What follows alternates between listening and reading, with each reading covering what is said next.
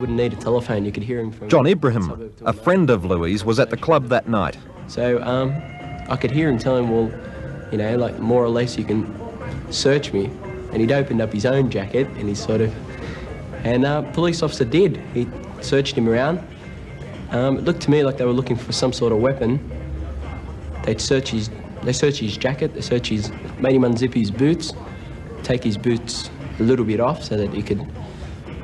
Louis was standing there with his jacket open, and it just got worse from there.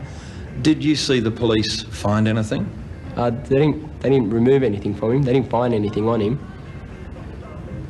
None that I could see. Were you in a position to see? Yeah. How close were you roughly to what was happening? Not further than a metre away. And it's here that the questions about this case start to arise. If the armed hold-up squad detectives were looking for a .45 revolver, a hefty weapon, it might be asked why they failed to search Bayer's distinctive Mercedes with the tinted windows and white wall tyres.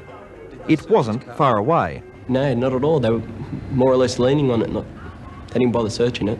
And where was the car? They were leaning on it. It was right outside the club? Yeah, they were all leaning on it, leaning up against it, more or less. Remember, on top of that, Bayer's brother had been stopped by detectives earlier at the Hilton Hotel. Bayer says he knew in advance that the police were after him.